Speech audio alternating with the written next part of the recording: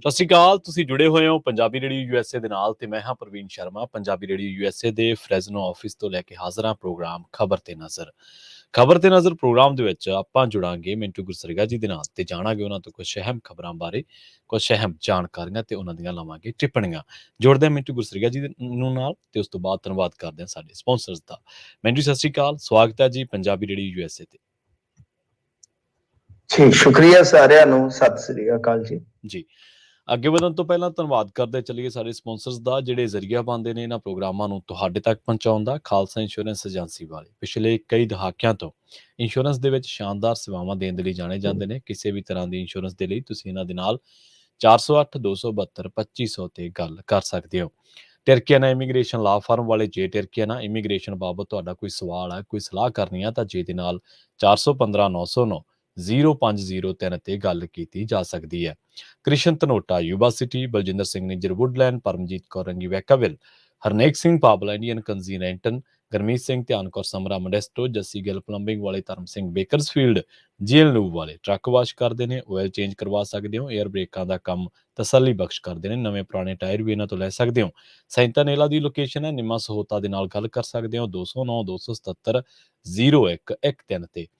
ਟਰੱਕਾਂ ਦੀ ਸਿਖਲਾਈ ਲੈਣ ਬਾਰੇ ਸੋਚ ਰਹੇ ਹੋ ਤਾਂ ਵੈਸਟ ਕੋਸਟ ਟਰੱਕ ਸਕੂਲ ਵਾਲਿਆਂ ਦੇ ਨਾਲ ਸੰਪਰਕ ਕਰ ਸਕਦੇ ਹੋ। ਅਜੀਤ ਟਵਾਲ ਦਾ ਨੰਬਰ ਹੈ 559-800-0590 ਤੇ ਜ਼ੈਂਡਰ ਗਰੁੱਪ ਵਾਲੇ ਕਿਸੇ ਵੀ ਤਰ੍ਹਾਂ ਦਾ ਘਰ ਖਰੀਦਣਾ ਜਾਂ ਘਰ ਵੇਚਣਾ ਜਾਂ ਲੈਣਾ ਚਾਹੁੰਦੇ ਤੁਸੀਂ ਹੋਮ ਲੋਨ ਤੇ ਇਹਨਾਂ ਦੇ ਨਾਲ 559-905-2575 ਤੇ ਗੱਲ ਕੀਤੀ ਜਾ ਸਕਦੀ ਹੈ। ਵੱਧਦੇ ਹਾਂ ਖਬਰਾਂ ਦੇ ਵੱਲ।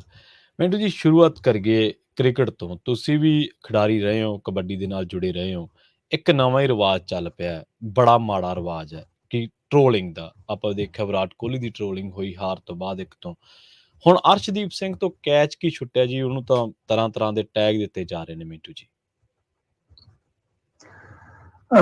ਦੇਖੋ, ਇਹ ਬਦਕਿਸਮਤੀ ਹੈ ਜੀ, ਕਿਉਂਕਿ ਪੂਰੀ ਦੁਨੀਆ 'ਚ 8,000 ਦੇ ਕਰੀਬ ਖੇਡਾਂ ਨੇ ਜੀ, ਜਿਹਦੇ 'ਚ ਲਾ ਲਓ ਕਿ 200 ਖੇਡਾਂ ਜਿਹੜੀਆਂ ਉਹ ਹੋਣੀਆਂ ਜਿਹਨਾਂ ਨੂੰ ਆਪਾਂ ਰੈਕੋਗਨਾਈਜ਼ਡ ਖੇਡਾਂ ਕਹਿ ਦਿੰਦੇ ਹਾਂ ਜੀ, 200-300 ਲਾ ਲਓ।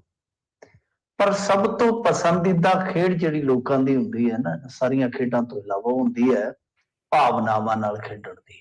ਜੀ, ਇਹ ਦੁਨੀਆ ਦੇ ਵਿੱਚ ਸਭ ਤੋਂ ਕਹਿ ਲਓ ਕਿ ਪਸੰਦੀਦਾ ਖੇਡ ਹੈ ਦੁਨੀਆ ਦੀ। ਸੋ ਇਹ ਆ ਕਿ ਇਹ ਕਿਤੇ ਪਹਿਲੀ ਵਾਰੀ ਨਹੀਂ ਹੋਇਆ। ਅਸੀਂ ਅਜੇ ਸੁਰਤ ਸੰਭਲਦੇ ਪਏ ਸਾਂ, ਚੇਤਨ ਸ਼ਰਮਾ ਨੂੰ ਆਖਰੀ ਗੇਮ ਤੇ ਛੱਕਾ ਪੈ ਗਿਆ। ਜਾਵੇਦ ਮੀਆਂਦਾਦ ਨੇ ਉਹ ਛੱਕਾ ਮਾਰਿਆ। ਕਪਿਲ ਦੇਵ ਦਾ ਓਵਰ ਪਿਆ ਸੀਗਾ। ਗਲਤੀ ਤਾਂ ਹੁਣ ਇਹ ਵੀ ਕੱਢੀ ਜਾ ਸਕਦੀ ਕਿ ਕਪਿਲ ਦੇਵ ਨੇ ਓਵਰ ਕਿਉਂ ਨਹੀਂ ਕੀਤਾ। ਕਪਿਲ ਦੇਵ ਉਸ ਸਮੇਂ ਦਾ ਸਟਾਰ ਗੇਂਦਬਾਜ਼ ਸੀ। ਚੇਤਨ ਨੇ ਗੇਂਦ ਕੀਤੀ। ਚੇਤਨ ਵੀ ਚੜ੍ਹਦੀ ਮਾਲੀ ਸੀ, ਮਤਲਬ ਕਿ ਬਹੁਤ ਘੈਂਟ ਬੋਲਰ ਸੀਗਾ। ਯਾਰਕਰ ਇਹਦਾ ਚੰਗੀ ਤਰ੍ਹਾਂ ਪਿਆ ਨਹੀਂ। ਮੀਆਂਦਾਦ ਅੱਗੇ ਆ ਕੇ ਖਲੋ ਗਿਆ, ਉਹਨੇ ਚੱਕ ਕੇ ਬਾਹਰ ਮਾਰੀ। ਚਲੋ ਆਖਰੀ ਗੇਮ ਤੇ ਛੱਕਾ ਵੱਜਾ। ਬਹੁਤ ਚੇਤਨ ਸ਼ਰਮਾ ਨੂੰ ਬੁਰਾ ਭਲਾ ਕਿਹਾ ਗਿਆ। ਉਸ ਤੋਂ ਬਾਅਦ ਇਹ ਟ੍ਰੋਲਿੰਗ ਦੇ ਤਰੀਕੇ ਬਦਲਦੇ ਜਾਂਦੇ ਨੇ। ਸਹੀ। ਉਦੋਂ ਅਖਬਾਰਾਂ 'ਚ ਮੂੰਹ ਫੱਟ ਲੋਕ ਬੋਲਦੇ ਸਨ। ਨਵਜੋਤ ਸਿੰਘ ਸਿੱਧੂ ਨੂੰ ਵੀ ਤੇ ਇਸੇ ਤਰ੍ਹਾਂ ਹੀ ਕੱਢਿਆ ਗਿਆ ਸੀ ਜਲੀਲ ਕਰਕੇ ਕ੍ਰਿਕਟ ਟੀਮ 'ਚੋਂ। ਫਿਰ ਨਵਜੋਤ ਸਿੰਘ ਸਿੱਧੂ ਵਾਪਸੀ ਕਰਦਾ ਹੈ ਤਾਂ ਉਹੀ ਲੋਕ ਲੇਖ ਲਿਖਦੇ ਨੇ। ਇੱਥੇ ਕਤਲ ਹੋ ਜਾਂਦੇ ਨੇ। ਕੋਲੰਬੀਆ ਦੀ ਟੀਮ ਦਾ ਸੀ ਮੇਰੇ ਖਿਆਲ ਦੇ ਨਾਲ, ਜਿਹਨੇ 1994 ਦੇ ਵਰਲਡ ਕੱਪ ਦੇ ਵਿੱਚ ਆਤਮਘਾਤੀ ਗੋਲ ਕੀਤਾ ਤੇ ਉਸ ਤੋਂ ਬਾਅਦ ਉਹਦਾ ਮਰਡਰ ਕਰ ਦਿੱਤਾ ਗਿਆ ਦੇਸ਼ ਵਿੱਚ। ਇੱਥੇ ਗੋਰੇ, ਅਸੀਂ ਗੋਰਿਆਂ ਦੀ ਮਿਸਾਲ ਦਿੰਦੇ ਹਾਂ।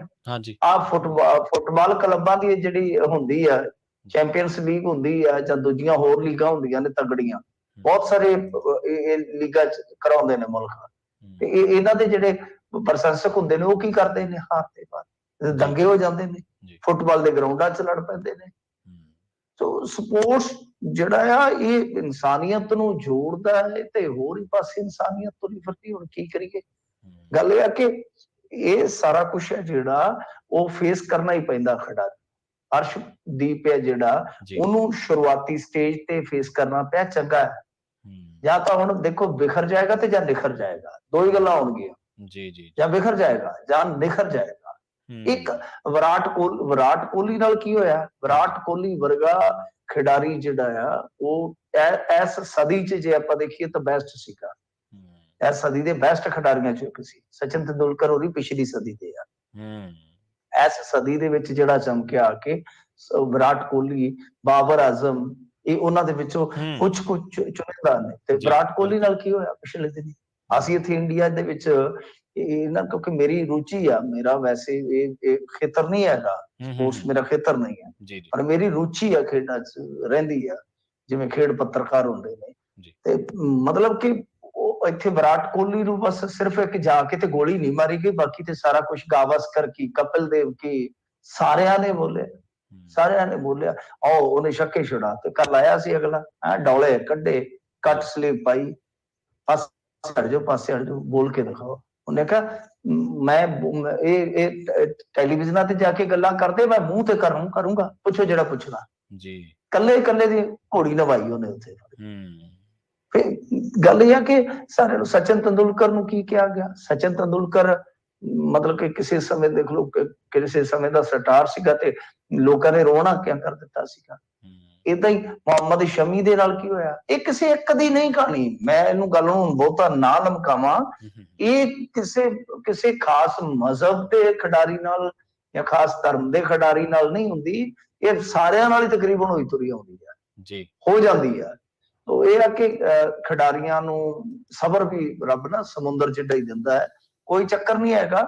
ਮੇਰਾ ਮੰਨਣਾ ਇਹ ਹੈ ਕਿ ਜਾਂ ਤਾਂ ਵਿਖਰ ਜਾਏਗਾ ਤੇ ਜਾਂ ਐਸਾ ਨਿਖਰੇਗਾ ਨਾ, ਤੁਸੀਂ ਅਗਲੇ ਮੈਚ ਹੀ ਦੇਖ ਲੈਣਾ। ਵੈਸੇ ਅਗਲੇ ਓਵਰ 'ਚ ਉਹਨੇ ਦਿਖਾ ਦਿੱਤਾ।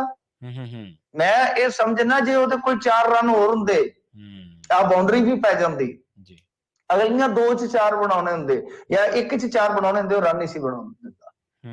ਮੈਂ ਕਿਉਂਕਿ ਇੱਥੇ ਲੋਕ ਦੇਖਦੇ ਨੇ ਆਹ ਦੇਸ਼ ਖੇਡ ਰਿਹਾ, ਆਹ ਬੰਦਾ ਖੇਡ ਰਿਹਾ, ਸਾਡਾ ਹੈ, ਉਹਨਾਂ ਦਾ, ਆਹ ਦੁਸ਼ਮਣ ਆ, ਸਾਡਾ ਹੈ। ਅਸੀਂ ਦੇਖਦੇ ਕਲਾ। ਜਦੋਂ ਖੇਡ ਦੇ ਵਿੱਚੋਂ ਕਲਾ ਨੂੰ ਦੇਖਣਾ ਸਟਾਰਟ ਕਰ ਦੋਗੇ, ਫਿਰ ਖੇਡ ਦਾ ਮਜ਼ਾ ਆਏਗਾ ਤੁਹਾਨੂੰ। ਦੇਸ਼ ਕੋਈ ਵੀ ਹੋਵੇ, ਫਿਰ ਤੁਹਾਨੂੰ ਆਪਣਾ ਪੂਰਾ ਬ੍ਰਹਿਮੰਡ ਹੀ ਆਪਣਾ ਲੱਗੇਗਾ। ਤੁਹਾਨੂੰ ਪਾਕਿਸਤਾਨ ਦਾ ਵਧੀਆ ਸਵਿੰਗ ਕਰਵਾਉਂਦਾ ਆਕਬ ਜਵੇਦ ਵੀ ਅੱਛਾ ਲੱਗੇਗਾ, ਤੁਹਾਨੂੰ ਵਸੀਮ ਅਕਰਮ ਵੀ ਅੱਛਾ ਲੱਗੇਗਾ। ਤੇ ਜੇ ਉਸ ਨਿਗਾਹ ਨਾਲ ਦੇਖਣੇ, ਤੁਸੀਂ ਕਹਿਣਾ ਕਿ ਐਵੇਂ ਮੁਸਲਾ ਯਾਰ ਇਹ ਕੀ ਕਰਦਾ, ਸਾਡੇ ਵਾਲੇ ਕਿਉਂ ਨਹੀਂ ਉੱਥੋਂ ਤੱਕ ਪਹੁੰਚਦੇ? ਫਿਰ ਸਾੜਾ ਪੈਦਾ ਹੁੰਦਾ ਹੈ। ਸੋ ਗੱਲ ਇਹ ਕਿ ਜੇ ਕ੍ਰਿਕਟ ਦੇ ਵਿੱਚ ਉਹ ਕਲਾ ਨੂੰ ਦੇਖਣਾ ਹੋਵੇ ਤਾਂ ਮੈਂ ਉਸ ਬੰਦੇ ਦੀ ਕਲਾ ਦਾ ਕਾਇਲ ਹਾਂ, ਹਰਸ਼ਦੀਪ ਦਾ, ਕਿਉਂਕਿ ਸਲੌਗ ਓਵਰ ਦੇ ਵਿੱਚ ਬਹੁਤ ਬਿਹਤਰੀਨ ਗੇਂਦਬਾਜ਼ੀ ਕਰਦਾ। ਉਹਨੇ ਦੂਜੇ ਓਵਰ 'ਚ ਉਹਦੇ ਕੋਲ ਹੈ ਹੀ ਕੀ ਸੀਗਾ, 7 ਰਨ, ਬਾਵਜੂਦ ਇਸ ਦੇ ਉਹਨੇ ਆ ਕੇ LBW ਕਰਤਾ ਨੂੰ। ਇੰਨਾ ਅੰਡਰ ਪ੍ਰੈਸ਼ਰ ਮੁੰਡਾ ਹੋਵੇ 22-23 ਸਾਲ ਦਾ, ਏਡੀ ਵੱਡੀ ਗੇਮ ਖੇਡ ਰਿਹਾ ਹੋਵੇ, ਕੈਚ ਛੁੱਟ ਗਿਆ ਹੋਵੇ, ਜ਼ਮਾਨਾ ਦੁਸ਼ਮਣ ਬਣ ਗਿਆ ਹੋਵੇ, 7 ਰਨ ਹੀ ਛੱਡੇ ਭੁਵਨੇਸ਼ਵਰ ਕੁਮਾਰ ਨੇ, ਜਿਹੜਾ ਹੈਗਾ ਉਹ ਬਿਲਕੁਲ ਉਹਨੇ ਬੇੜਾ ਹੀ ਗਰਕ ਕਰ ਦਿੱਤਾ 19 ਰਨ ਖਾ ਕੇ। ਤੇ 7 ਰਨ ਤੁਹਾਡੇ ਸਾਹਮਣੇ ਆ। ਉਸ ਸਿਚੁਏਸ਼ਨ 'ਚ ਆ ਕੇ ਵੀ ਤੁਸੀਂ ਲਾਸਟ ਬਾਲ ਤੱਕ ਲੈ ਜਾਂਦੇ ਹੋ। ਇਕਬਾਲ ਹੀ ਸਪੇਅਰ ਸੀ, 5ਵੀਂ ਬਾਲ ਤੱਕ ਮੈਚ ਨੂੰ ਲੈ ਜਾਂਦੇ ਹੋ। ਇਹ ਕਾਬਲੀਅਤ ਹੈ ਤੁਹਾਡੀ, ਇਹ ਕਾਬਲੀਅਤ ਹੈ। ਔਰ ਉਹਦੇ ਵਿੱਚ ਵੀ ਇੱਕ ਵਿਕਟ ਸੀਗਾ। ਸੋ ਹੋ ਸਕਦਾ ਆਉਣ ਵਾਲੇ ਸਮੇਂ 'ਚ ਬਹੁਤ ਤਗੜਾ ਸਿਤਾਰਾ ਬਣੇ। ਪਰ ਜਿਹੜੀ ਗੱਲ ਟ੍ਰੋਲਿੰਗ ਵਾਲੀ ਆ, ਇਹ ਕਹਿੰਦੇ ਆ ਕਿ ਪਾਕਿਸਤਾਨ 'ਚ ਹੋ ਰਹੀ ਹੈ ਜੀ, ਪਾਕਿਸਤਾਨ ਦਾ ਏਜੰਡਾ ਹੈ ਕਿ ਫੁੱਟ ਪਾਈ ਜਾਵੇ। ਇੱਥੋਂ ਤੱਕ ਕਿ ਵਿਕੀਪੀਡੀਆ ਤੇ ਵੀ ਖਾਲਿਸਤਾਨ ਦੇ ਨਾਲ ਜੋੜਿਆ ਗਿਆ। ਹੁਣ ਇਹਨਾਂ ਦੇ ਜਿਹੜਾ ਮਤਲਬ ਕਿ ਕਹਿ ਲਓ ਕਿ ਇਸ ਵੇਲੇ ਹੱਥਾਂ ਪੈਰਾਂ ਦੀ ਪਈ ਆ, ਕਿਉਂਕਿ ਬਹੁਤ ਵੱਡੇ ਪੱਧਰ ਤੇ ਸਮਰਥਨ ਵੀ ਜੁਟ ਰਿਹਾ। ਹਰਭਜਨ ਸਿੰਘ ਵਰਗੇ ਖਿਡਾਰੀ ਬੋਲ ਰਹੇ ਨੇ। ਫਿਰ ਇਸ ਤੋਂ ਇਲਾਵਾ ਜੇ ਦੇਖੀਏ ਤਾਂ ਸਾਡੇ ਖੇਡ ਮੰਤਰੀ ਜਾਂ ਓਪੋਜੀਸ਼ਨਸ ਦੇ ਲੀਡਰ ਨੇ, ਸੁਖਵੀਰ ਸਿੰਘ ਬਾਦਲ ਤੋਂ ਇਲਾਵਾ ਸਾਰੇ ਹੱਕ 'ਚ ਖਲੋ ਗਏ। ਹੁੰਦਾ ਕੀ ਹੈ ਕਿ ਜਦੋਂ ਇਸ ਤਰ੍ਹਾਂ ਦਾ ਇੱਕ ਸਮਰਥਨ ਵੀ ਜੁਟਦਾ, ਜਿਵੇਂ ਮੁਹੰਮਦ ਸ਼ਮੀ ਨੂੰ ਬਹੁਤ ਜ਼ਿਆਦਾ ਨਫ਼ਰਤ ਜਦੋਂ ਕੀਤੀ ਗਈ ਤਾਂ ਮੁਹੰਮਦ ਸ਼ਮੀ ਦੇ ਨਾਲ ਵਿਰਾਟ ਕੋਹਲੀ ਖਲੋ ਗਿਆ ਸੀ। ਵਿਰਾਟ ਕੋਹਲੀ ਦੇ ਨਾਲ ਹੋਰ ਵੀ ਬਹੁਤ ਖਲੋ ਗਏ ਸਨ। ਏਦਾਂ ਹੀ ਆ। ਤਾਂ ਅੱਜ ਵੀ ਜੇ ਤੁਸੀਂ ਦੇਖੋਗੇ, ਮੈਂ ਹੁਣ ਸਾਰੇ ਚੈੱਕ ਕਰਕੇ ਆਇਆ ਖਿਡਾਰੀਆਂ ਦੇ ਪੇਜ, ਵੱਡੇ ਜਿਹੜੇ ਸਪੋਰਟਸ ਦੇ ਪੱਤਰਕਾਰ ਨੇ, ਸਾਰੀਆਂ ਥਾਵਾਂ ਤੇ ਇਹਨਾਂ ਚੀਜ਼ਾਂ ਦੀ ਨਿੰਦਾ ਹੋ ਰਹੀ ਹੈ। ਇਹ ਸਾਰੀਆਂ ਚੀਜ਼ਾਂ ਦੀ ਬਸ ਇਧਰੋਂ ਵੀ ਫਿਰ ਕੁਝ ਲੋਕ ਹੁੰਦੇ ਆ, ਏਦਾਂ ਕਰ ਦੇਣਗੇ, ਉਦਾਂ ਕਰ ਦੇਣਗੇ। ਇਹ ਚੀਜ਼ਾਂ ਨਹੀਂ, ਇਹ ਸਾਰੇ ਪਾਸੇ ਥੋੜੇ ਮਤਲਬ ਕਿ ਅੱਜ ਕੱਲ ਹੈਗੇ ਨੇ ਲੋਕ। ਪਰੰਤੂ ਉੱਥੇ ਵੀ ਉਤਲੇ ਪੱਧਰ ਤੇ ਵੀ ਹੈ ਕਿ ਕੈਚ ਕਿਸੇ ਤੋਂ ਵੀ ਛੁੱਟ ਸਕਦਾ। ਇਹਦੇ 'ਚ ਕੋਈ ਗੱਲ ਨਹੀਂ ਹੈ, ਇਹਦੇ 'ਚ ਕੋਈ ਦੋ ਰਾਏ ਨਹੀਂ ਹੈ। ਜਦੋਂ ਮੇਰੇ ਖਿਆਲ ਦੇ ਨਾਲ 96 ਵਾਲਾ ਵਰਲਡ ਕੱਪ ਸੀ, ਨਹੀਂ ਸ਼ਾਇਦ 99 ਵਾਲਾ, ਜਦੋਂ ਆਸਟ੍ਰੇਲੀਆ ਤੇ ਹੈਗਾ ਸੀ ਉਹਦਾ ਮੈਚ ਅਫਰੀਕਾ ਦਾ, ਉਦੋਂ ਇੱਕ ਕੈਚ ਛੱਡ ਦਿੱਤਾ ਗਿਆ, ਸ਼ਾਇਦ ਗਿਬਸ ਨੇ ਕੈਚ ਛੱਡ ਦਿੱਤਾ ਸੀਗਾ। ਤਾਂ ਗਿਬਸ ਬਹੁਤ ਤਗੜਾ ਪਲੇਅਰ ਸੀਗਾ। ਉਹ ਕਹਿੰਦੇ ਸੀ ਵੀ ਵਰਲਡ ਕੱਪ ਹੀ ਛੱਡ ਦਿੱਤਾ। ਹਾਰ ਗਿਆ ਸੀਗਾ, ਸਾਊਥ ਅਫਰੀਕਾ ਹਾਰ ਗਿਆ। ਉਹ ਬਹੁਤ ਜ਼ਬਰਦਸਤ ਟੀਮ ਸੀ ਉਸ ਟਾਈਮ ਜੀ, ਬਹੁਤ ਜ਼ਬਰਦਸਤ ਟੀਮ ਸੀਗੀ। ਉਹ ਵਰਲਡ ਕੱਪ ਲੈ ਜਾਂਦੇ ਨਾ, ਸਟੀਵਾ ਨੂੰ ਠੋਕ ਦਿੱਤਾ ਸੀ ਤਕਰੀਬਨ। ਪਰੰਤੂ ਗੱਲ ਇਹ ਹੈ ਕਿ ਇਹ ਮੈਚ ਦਾ ਪਾਰਟ ਹੈ, ਖੇਡ ਦਾ ਪਾਰਟ ਹੈ। ਗਲਤੀ ਹੋਣੀ ਹੈ ਤੁਹਾਡੇ ਕੋਲ, ਕਿਸੇ ਕੋਲ ਕਿਸੇ ਮੌਕੇ ਤੇ ਹੋ ਜਾਂਦੀ, ਕਿਸੇ ਕੋਲ। ਮੈਂ ਜੇ ਇਸ ਮੈਚ 'ਚ ਗਲਤੀਆਂ ਕੱਢਣ ਹੁਣ 36 ਕੱਢ ਦੇਣਾ। ਰੋਹਿਤ ਤੇ ਰਾਹੁਲ ਦੀ ਜਿਹੜੀ ਪਾਰੀ ਸੀਗੀ, ਓਪਨਿੰਗ ਸੀਗੀ, ਉਸ ਤੋਂ ਬਾਅਦ ਜਿਹੜੇ ਰਿਸ਼ਭ ਪੰਤ ਨੇ ਸ਼ਾਟ ਖੇਡਿਆ ਜਾਂ ਜਿਹੜੀਆਂ ਹੋਰ ਵਿਕਟਾਂ ਇਹਨਾਂ ਨੇ ਜਾਇਆ ਕੀਤੀਆਂ, ਹਾਰਦਿਕ ਪਾਂਡਿਆ ਜਿਸ ਤਰ੍ਹਾਂ ਦਾ ਲੂਜ਼ ਸ਼ਾਟ ਖੇਡ ਕੇ ਆਊਟ ਹੋਇਆ, ਜਿਸ ਤਰ੍ਹਾਂ ਦੀ ਉਹਦੀ ਗੇਂਦਬਾਜ਼ੀ ਜਿਹੜੀ ਆ ਉਹ ਬਹੁਤ ਹੌਲੇ ਦਰਜੇ ਦੀ ਰਹੀ। ਬਹੁਤ ਸਾਰੀਆਂ ਗਲਤੀਆਂ ਨੇ। 19ਵਾਂ ਓਵਰ ਅਰਸ਼ਦੀਪ ਨੂੰ ਦੇਣਾ ਬਣਦਾ ਸੀਗਾ ਤਾਂ ਕਿ ਵੱਧ ਤੋਂ ਵੱਧ ਰਨ ਜਿਹੜੇ ਆ ਉਹ ਆਖਰੀ ਓਵਰ 'ਚ ਰਹਿ ਜਾਂਦੇ। ਆਖਰੀ ਓਵਰ 'ਚ ਗੱਲ ਇਹ ਆ ਕਿ ਬਹੁਤ ਸਾਰੀਆਂ ਚੀਜ਼ਾਂ ਗਿਣੀਆਂ ਜਾਂਦੀਆਂ। ਖੈਰ ਇਹ ਆ ਕਿ ਹੁਣ ਇੰਡੀਆ ਦੇ ਵਿੱਚ ਤੁਹਾਨੂੰ ਪਤਾ ਹੀ ਹੈ ਜੋ ਚੱਲਦਾ। ਖੈਰ ਇਹਨਾਂ ਨੇ ਉਹ ਜੋ ਵਿਕੀਪੀਡੀਆ ਪੇਜ ਨਾਲ ਛੇੜਛਾੜ ਹੋਈ ਹੈ ਜਾਂ ਇਸ ਤਰ੍ਹਾਂ ਦੀ ਜਿਹੜੀ ਕੋਈ ਸੰਭਾਵਨਾ ਹੈ ਕਿ ਆਸਿਓਂ ਪਾਸਿਓਂ ਵੀ ਏਦਾਂ ਮਤਲਬ ਕਿ ਕੋਈ ਹੋ ਸਕਦਾ ਬਈ ਏਜੰਸੀਆਂ ਅੱਜ ਕੱਲ੍ਹ ਬਥੇਰਾ ਕੁਛ ਕਰਦੀਆਂ ਇੱਕ ਦੂਜੇ ਦੇ ਦੇਸ਼ਾਂ ਦੇ ਨੁਕਸਾਨ ਕਰਨ ਵਾਸਤੇ, ਉਸ ਪੱਖ ਤੋਂ ਵੀ ਇਹ ਗੱਲ ਕਰ ਰਹੇ ਆ।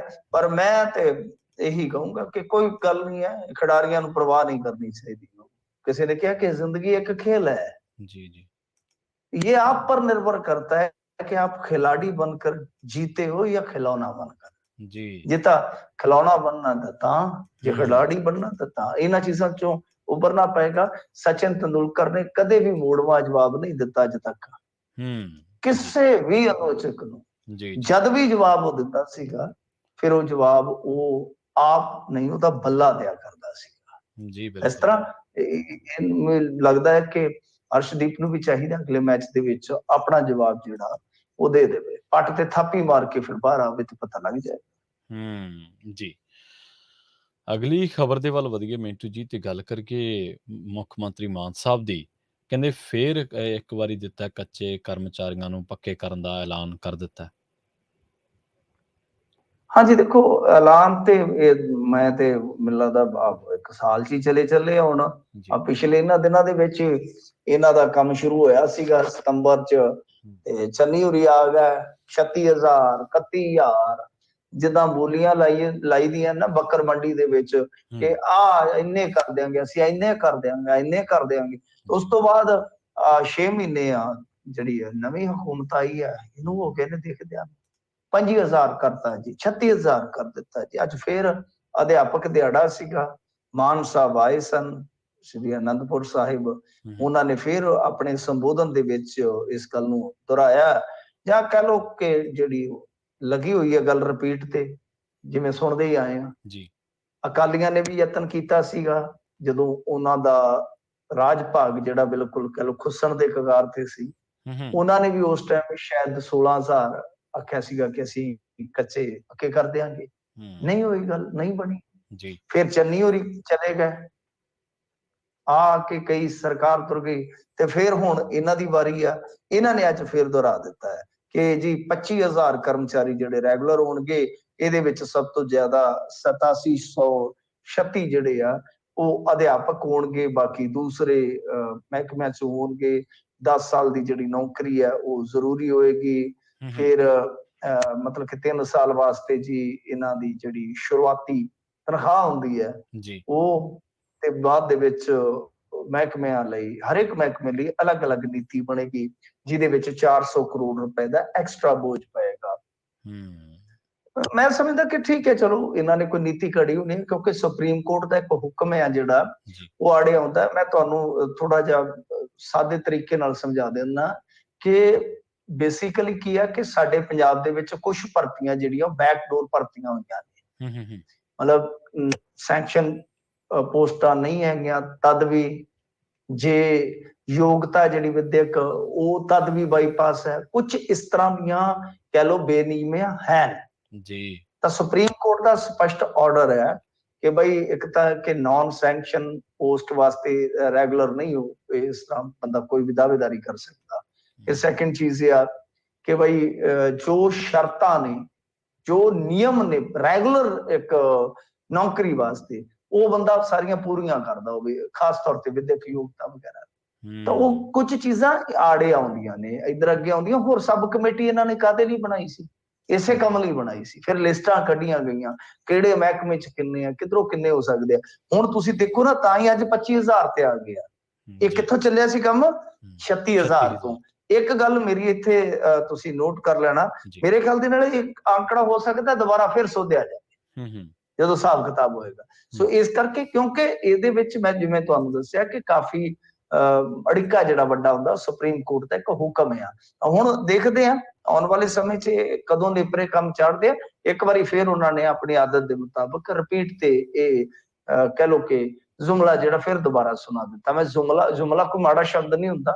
ਜੁਮਲਾ ਜਿਵੇਂ ਆਪਾਂ ਕਹਿ ਦਿੰਦੇ ਕਿ ਕਿਸੇ ਨੇ ਆਪਣਾ ਫਿਰ ਇੱਕ ਵਾਰੀ ਦਾਵਾ ਕਰ ਦਿੱਤਾ ਹੈ, ਉਹ ਜੁਮਲਾ ਹੀ ਬੋਲ ਦਿੰਦੇ ਆਪਾਂ ਜੀ ਜੀ। ਤਾਂ ਇੱਕ ਵਾਰੀ ਫਿਰ ਇਹਨਾਂ ਨੇ ਦਾਵਾ ਕੀਤਾ। ਹਾਂ, ਦਾਵਾ ਜਦੋਂ ਹਕੀਕਤ 'ਚ ਤਬਦੀਲ ਹੋ ਜਾਏਗਾ ਫਿਰ ਪਤਾ ਲੱਗ ਜਾਏਗਾ ਕਿ ਹਾਂ ਜੀ ਸਭ ਕੁਝ ਹੋ ਗਿਆ। ਜੀ। ਅਗਲੀ ਖਬਰ ਦੇ ਵੱਲ ਵਧੀਏ ਤੇ ਗੱਲ ਕਰੀਏ ਸਾਧੂ ਸਿੰਘ ਧਰਮਸੋਤ ਦੀ। ਕਈ ਕਾਂਗਰਸੀ ਜ਼ਮਾਨਤ ਲਈ ਤਰਲੇ ਮਾਰ ਲਏ ਨੇ ਤੇ ਸਾਧੂ ਸਿੰਘ ਧਰਮਸੋਤ ਨੂੰ ਜ਼ਮਾਨਤ ਮਿਲ ਗਈ ਹੈ। ਵੈਸੇ ਇਹ ਮੇਰੇ ਹਿਸਾਬ ਨਾਲ ਮਿੰਟੂ ਜੀ ਪਹਿਲੇ ਕਾਂਗਰਸੀ ਲੀਡਰ ਹੈ ਜਿਨ੍ਹਾਂ ਨੂੰ ਫੜ ਕੇ ਅੰਦਰ ਕੀਤਾ ਸੀਗਾ ਵਿਜੀਲੈਂਸ ਨੇ। ਹਾਂਜੀ, ਦੇਖੋ ਸਾਧੂ ਸਿੰਘ ਧਰਮਸੋਤ ਨੂੰ ਜ਼ਮਾਨਤ ਤੇ ਮਿਲ ਹੀ ਜਾਣੀ ਸੀਗੀ। ਜ਼ਮਾਨਤ ਦਾ ਕੀ ਹੈ ਕਿ ਕਸਟਡੀ ਜਦੋਂ ਇਹਨਾਂ ਕੇਸਾਂ ਦੇ ਵਿੱਚ ਹੋ ਜਾਂਦੀ ਆ ਕੁਛ ਮਹੀਨੇ ਦੀ, ਫਿਰ ਜ਼ਮਾਨਤ ਰੈਗੂਲਰ ਹੋ ਜਾਂਦੀ ਆ। ਕੋਈ ਉਹਦੇ 'ਚ ਦਿੱਕਤ ਪਰੇਸ਼ਾਨੀ ਵਾਲੀ ਗੱਲ ਨਹੀਂ ਹੈਗੀ, ਕਿਉਂਕਿ ਜਿਹੜਾ ਐਂਟੀ ਕਰਪਸ਼ਨ ਕੇਸ ਹੈ ਜਿਹੜਾ ਇਹ ਬਹੁਤ ਇੱਕ ਤਰ੍ਹਾਂ ਨਾਲ ਕਹਿ ਲਓ ਕਿ ਕਾਨੂੰਨ ਜਿਹੜਾ ਐਕਟ ਆ ਉਹਦੇ ਵਿੱਚ ਹਾਲੇ ਵੀ ਬਹੁਤ ਸੁਧਾਈ ਕਰਨ ਦੀ ਜ਼ਰੂਰਤ ਆ। ਤਾਂ ਇਹ ਹੋ ਜਾਂਦੇ ਆ, ਮਹੀਨਾ 2 ਮਹੀਨੇ 4 ਮਹੀਨੇ ਅੰਦਰ ਰਹਿ ਕੇ ਬਾਹਰ ਆ ਜਾਂਦੇ ਆ।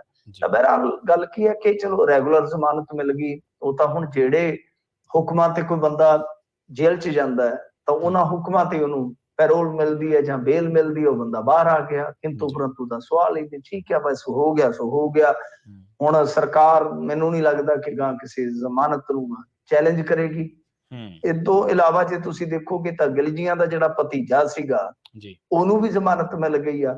ਪਰ ਮੁੱਖ ਤੌਰ ਤੇ ਗੱਲ ਇਹ ਆ ਕਿ ਇੱਕ ਤਾਂ ਇਹ ਆ ਕਿ ਜੰਗਲਾਤ ਵਾਲਾ ਇੱਕ ਕੇਸ ਜਿਹੜਾ ਉਹ ਪੈਂਡਿੰਗ ਹੀ ਆ, ਜਿਹਦੇ 'ਚ ਸੰਦੋਹਾ ਫਸਦਾ ਪਿਆ, ਸਹੁਰੇ ਵਾਲੀ ਉਹਨੇ ਜਿਹੜੀ ਉਹ ਵਰਤੀ ਹੋਈ ਆ ਇਨੋਵਾ ਕ੍ਰੈਸਟਾ, ਤਾਂ ਉਹ ਕਾਫੀ ਜ਼ਿਆਦਾ ਵਿਪਤਾ ਦਾ ਸਬਬ ਬਣ ਸਕਦਾ। ਦੂਜੀ ਗੱਲ ਸਾਧੂ ਸਿੰਘ, ਜਿਵੇਂ ਮੈਂ ਕਿਹਾ ਕਿ ਇੱਕ ਤਾਂ ਹਲੇ ਉਹ ਜਾਰੀ ਹੈ, ਉਹਦੇ ਵਿੱਚ ਵੀ ਪਤਾ ਨਹੀਂ ਕੱਲ ਨੂੰ ਕੀ ਨਿਕਲੇਗਾ, ਕਿਉਂਕਿ ਅਸਲ ਦੇ ਵਿੱਚ ਉਹ ਕੱਲੀ ਕ੍ਰੈਸਟਾ ਨਾਲ ਮਸਲਾ ਨਹੀਂ ਜੁੜਦਾ। ਕੋਈ ਏਦਾਂ ਨਾ ਸਮਝ ਲਿਓ ਕਿ ਸਾਧੂ ਸਿੰਘ ਨੇ ਜਾਂ ਇਹਨਾਂ ਨੇ ਰਲ ਕੇ ਉਹ ਕ੍ਰੈਸਟਾ ਲਈ ਸੀ, ਨਹੀਂ। ਅਸਲ ਦੇ ਵਿੱਚ ਉਹ ਇੱਕ ਜੰਗਲਾਤ ਭੂਮੀ ਦਾ, ਜੰਗਲਾਤ ਵਾਲੀ ਜ਼ਮੀਨ ਦਾ ਹੀ ਘਪਲਾ ਸੀ। ਇਹਨਾਂ ਨੇ ਜੰਗਲਾਤ ਵਾਸਤੇ ਜ਼ਮੀਨ ਖਰੀਦੀ ਸੀ ਪਿੰਡਰ ਬ੍ਰਦਰਸ ਤੋਂ, ਤਾਂ ਜਿਨ੍ਹਾਂ ਨੇ ਕਲੈਕਟਰ ਰੇਟ 90,000 ਸੀਗਾ ਤਾਂ 9,90,000 ਇਹ ਅਧਿਕਾਰੀਆਂ ਦੀ ਮਿਹਰਬਾਨੀ ਸਦਕਾ ਕਰਕੇ ਵੇਚ ਦਿੱਤੀ ਸੀਗੀ। ਉਹਦੀ ਪੇਮੈਂਟ ਦੇ ਵਿੱਚੋਂ ਦੱਸਦੇ ਕਿ ਕਥਿਤ ਰੂਪ 'ਚ ਉਹ ਗੱਡੀ ਜਿਹੜੀ ਆ ਖਰੀਦੀ ਗਈ ਆ। ਤਾਂ ਇਹ ਮਸਲਾ ਵੀ ਹੈਗਾ। ਦੂਜਾ ਕਿ ਚੋਣ ਕਮਿਸ਼ਨ ਨੂੰ ਜਿਹੜੀ ਜਾਣਕਾਰੀ ਦਿੱਤੀ ਆ ਉਹਦੇ ਵਿੱਚ ਵੀ ਸਾਧੂ ਸਿੰਘ ਧਰਮਸੋਤ ਹਾਲੇ ਇਹ ਨਹੀਂ ਹੈ ਕਿ ਨਿਕਲ ਗਏ, ਹਾਲੇ ਉਹਦੇ 'ਚ ਵੀ ਫਸ ਸਕਦੇ ਆ। ਤਾਂ ਉਹ ਹਾਲੇ ਬਹੁਤ ਕੁਝ ਹੋਣਾ ਬਾਕੀ ਆ। ਸਿੰਗਲਾ ਦੀ ਖਬਰ ਆ ਗਈ ਸੀ ਵੀਕਐਂਡ ਤੇ ਕਿ ਉਹਨਾਂ ਦੇ ਵੇਲੇ ਦੇ ਵੀ ਟੈਂਡਰ ਜਿਹੜੇ ਆ ਛਾਣੇ ਜਾ ਰਹੇ ਆ। ਮਨਪ੍ਰੀਤ ਸਿੰਘ ਬਾਦਲ ਦੀ ਵੀ ਹੋ ਸਕਦਾ ਕਿ ਫਾਈਲ ਕੋਈ ਖੋਲੀ ਜਾਵੇ। ਇਸ ਤਰ੍ਹਾਂ ਇਹ ਸਾਰੀਆਂ ਚੀਜ਼ਾਂ ਨਾਲ ਚੱਲਦੀਆਂ ਹੀ ਰਹਿਣਗੀਆਂ। ਨਾਲ ਇਹ ਵੀ ਚੱਲਦਾ ਰਹੇਗਾ ਕਿ ਕਿਸੇ ਨੂੰ ਜ਼ਮਾਨਤ ਮਿਲ ਗਈ, ਕਿਸੇ ਦਾ ਰਿਮਾਂਡ ਮਿਲ ਗਿਆ। ਸਾਰੀਆਂ ਚੀਜ਼ਾਂ ਚੱਲਣਗੀਆਂ ਜਦੋਂ ਇਸ ਤਰ੍ਹਾਂ ਦਾ ਕੋਈ ਕੰਮ ਕਰਨਗੇ ਇਹ। ਜੀ। ਅਗਲੀ ਖਬਰ ਦੇ ਵੱਲ ਵਧੀਏ ਮਿੰਟੂ ਜੀ ਤੇ ਗੱਲ ਕਰੀਏ ਡੇਰਾ ਸਿਰਸਾ ਮੁਖੀ ਬਲਾਤਕਾਰੀ ਸਾਧ ਦੀ। ਤਾਂ ਉਹਨੇ ਬੇਅਦਬੀ ਮਾਮਲੇ ਦੇ ਵਿੱਚ ਕਹਿੰਦੇ ਨਵੀਂ ਅਰਜ਼ੀ ਕੋਈ ਅਦਾਲਤ ਦੇ ਵਿੱਚ ਦਾਇਰ ਕੀਤੀ ਹੈ ਜੀ। ਦੇਖੋ, ਜ਼ਮਾਨਤ ਦੀ ਅਰਜ਼ੀ ਉਹਨਾਂ ਨੇ ਜਿਹੜੀ ਦਾਇਰ ਕੀਤੀ ਆ ਉਹ ਇਹ ਆ ਕਿ ਜਿਹੜੇ ਇਸ ਮਾਮਲੇ ਦੇ ਵਿੱਚ 2 ਮੁੰਡੇ 5 ਗਰਾਈਆਂ ਵਾਲੇ ਫੜੇ ਗਏ ਸੀਗੇ, ਰੁਪਿੰਦਰ ਤੇ ਜਸਵਿੰਦਰ, ਕਿ ਬਈ ਉਹ ਜਿਹੜੀ ਰਿਪੋਰਟ ਆ ਉਹ ਅਦਾਲਤ ਦੇ ਵਿੱਚ ਪੇਸ਼ ਕੀਤੀ ਜਾਵੇ। ਦੇਖੋ ਗੱਲ ਕੀ ਆ ਕਿ ਅਸੀਂ ਇਹ ਗੱਲ ਜਿਹੜੀ ਆ ਇਸੇ ਮੰਚ ਤੇ ਕਈ ਸਾਲਾਂ ਤੋਂ ਕਹਿੰਦੇ ਆ ਰਹੇ ਹਾਂ ਕਿ ਇਹ ਕਾਨੂੰਨੀ ਅੜਚਨਾ, ਕਾਨੂੰਨੀ ਬਦਲ ਤੇ ਇਸ ਕੇਸ ਦੇ ਵਿੱਚ ਇੰਨੀਆਂ ਇਹਨਾਂ ਨੇ ਮੋਰੀਆਂ ਛੱਡ ਰੱਖੀਆਂ ਕਿ ਨਿਆਂ ਮਤਲਬ ਪਹਿਲੀ ਗੱਲ ਤੇ ਹੋਏਗਾ ਹੀ ਨਹੀਂ। ਜੇ ਹੋਏਗਾ ਤੇ ਬਹੁਤ ਇੱਕ ਸਿੰਬੋਲਿਕਲੀ ਕਹਿ ਲਓ ਪੂਰਨ ਦੀ ਤੇ ਵਾਟ ਹੀ ਬੜੀ ਦੂਰ ਦੀ ਆ। ਤਾਂ ਹੁਣ ਦੇਖੋ 1 ਬਾਈ 1 ਉਹ ਸਾਰੀਆਂ ਚੀਜ਼ਾਂ ਸਾਹਮਣੇ ਨੇ। ਕਦੇ ਹਾਈ ਕੋਰਟ ਚਲੇ ਜਾਂਦੇ ਆ, ਹਾਈ ਕੋਰਟ ਤੋਂ ਇੱਥੇ ਆਏ, ਨਾਲੇ ਸੁਣਵਾਈ ਇਕੱਠਿਆਂ ਕਰਵਾ ਲਈ। ਫਿਰ ਹੁਣ ਇਸ ਤੋਂ ਇਲਾਵਾ ਇਹ ਰਿਪੋਰਟ ਜਦੋਂ ਆਏਗੀ ਤਾਂ ਇਸ ਰਿਪੋਰਟ ਦੇ ਵਿੱਚ ਸਭ ਤੋਂ ਵੱਡੀ ਜਿਹੜੀ ਗੱਲ ਹੈ ਉਹ ਇਹ ਆ ਕਿ SIT ਪਹਿਲਾਂ ਬੰਦੇ ਫੜਦੀ ਆ, ਫਿਰ ਉਹਨਾਂ ਨੂੰ ਕਲੀਨ ਚਿੱਟ ਦਿੰਦੀ ਹੈ, ਸਮਝਦੇ ਹੋ ਨਾ? ਤਾਂ ਉਹ ਰਿਕਾਰਡ ਲੱਗ ਜਾਏਗਾ ਨਾਲ। ਉਹਨਾਂ ਨੇ ਹੋਰ ਇਹ ਕਾਗਜ਼ ਜਾਂ ਇਹ ਸਾਰੀਆਂ ਰਿਪੋਰਟਾਂ ਜਿਹੜੀਆਂ ਉਹ ਇਹ ਥੋੜੀ ਆ ਕਿ ਉੱਥੇ ਮਤਲਬ ਕਿ ਧੁੱਪ ਲੱਗਦੀ ਉਹਨਾਂ ਨੂੰ ਤੇ ਸਿਰ ਤੇ ਰੱਖਣੇ ਕਾਗਜ਼, ਉਹਨਾਂ ਨੇ ਵਰਤਨੇ ਨੇ ਜੀ। ਇਹ ਕਾਨੂੰਨੀ ਇੱਕ ਜੰਗ ਹੁੰਦੀ ਆ, ਜੰਗ ਦੇ ਵਿੱਚ ਜਿਹਦੇ ਕੋਲ ਵੀ ਕੋਈ ਅਸਤਰ ਸ਼ਸਤਰ ਹੁੰਦਾ ਉਹ ਸਾਰਾ ਇਸਤੇਮਾਲ ਕਰਦਾ ਹੀ ਕਰਦਾ। ਤਾਂ ਇਹਨਾਂ ਦੇ ਕੋਲ ਇੱਕ ਚੀਜ਼ ਇਹ ਵੀ ਪਈ ਸੀ, ਹੁਣ ਇਹ ਰਿਕਾਰਡ ਤਲਬ ਕਰ ਲੈਣ ਕਿਉਂਕਿ ਜਿਹੜਾ ਬੰਦਾ ਪੀੜਤ ਹੈ ਜਾਂ ਜਿਹੜਾ ਬੰਦਾ ਮੁਲਜ਼ਮ ਹੈ, ਦੋਨਾਂ ਦੇ ਹੀ ਅਦਾਲਤ ਦੇ ਵਿੱਚ ਹੱਕ ਨੇ ਨਾ, ਹੈਗੇ ਨਹੀਂ। ਬਿਲਕੁਲ। ਅੱਛਾ, ਦੂਜੀ ਗੱਲ ਇੱਕ ਹੋਰ ਹੈ, SIT ਕਰਦੀ ਕੀ ਹੈ? SIT ਆ ਹੁਣ ਪਿਛਲੇ ਦਿਨ ਹੀ ਇਹਨਾਂ ਨੂੰ ਜਦੋਂ ਚਲਾਨ ਦੀਆਂ ਕਾਪੀਆਂ ਦਿੱਤੀਆਂ ਨੇ, ਉਹ ਅੱਧੀਆਂ ਦਿੱਤੀਆਂ ਇਹਨਾਂ ਨੇ। ਇਹ ਅਸੀਂ ਗੱਲਾਂ ਕਰਦੇ ਹਾਂ, ਅਸੀਂ ਇਸ ਸਰਕਾਰ ਨੂੰ ਨਹੀਂ ਪੁੱਛਦੇ ਕਿ ਹਾਂ ਭਾਈ ਇਹ ਤੁਹਾਡੀ SIT ਕੀ ਕਰਦੀ ਪਈ ਹੈ ਜੀ। ਸਰ, ਚਲਾਨ ਦੀ ਪੂਰਨ ਕਾਪੀ ਲੈਣੀ ਹਰੇਕ ਮੁਲਜ਼ਮ ਦਾ ਹੱਕ ਆ। ਚਲਾਨ ਦੀ ਸਪਲੀਮੈਂਟਰੀ ਚਲਾਨ ਦੀ ਕਾਪੀ ਅਦਾਲਤ ਜਿੱਡਾ ਮਰਜ਼ੀ ਤਗੜਾ ਕ੍ਰਿਮੀਨਲ ਹੈ ਉਹਨੂੰ ਦੇਵੇਗੀ ਜੀ। ਇੱਥੇ ਜਿਹੜੀ ਇਹਨਾਂ ਨੇ ਸੌਂਪੀ ਆ ਉਹ ਅੱਧ ਅਧੂਰੀ ਆ।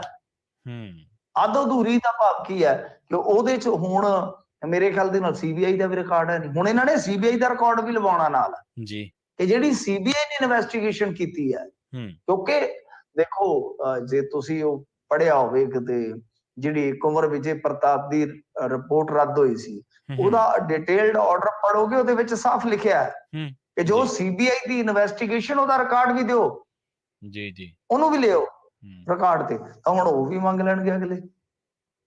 ਸੋ ਇਸ ਕਰਕੇ ਇਹਦੇ ਵਿੱਚ ਕਾਫੀ ਹਾਲੇ ਮੇਰੇ ਖਿਆਲ ਦੇ ਨਾਲ ਅਪ ਡਾਊਨ ਆਉਣਗੇ ਕਾਨੂੰਨੀ ਤੌਰ ਤੇ। ਪਰ ਸਭ ਤੋਂ ਵੱਡੀ ਗੱਲ ਇਹ ਆ ਕਿ ਨਿਆਂ ਦੀ ਉਮੀਦ ਹੈ ਨਹੀਂ, ਘੱਟੋ ਘੱਟ ਮੈਨੂੰ ਤੇ ਹੈ ਨਹੀਂ, ਨਾ ਹੀ ਮੈਨੂੰ ਇਹ ਲੱਗਦਾ ਕਿ ਸਾਜ਼ਿਸ਼ ਕਰਤਾ ਕਦੇ ਕੋਈ ਬਾਹਰ ਆ ਜਾਏਗਾ।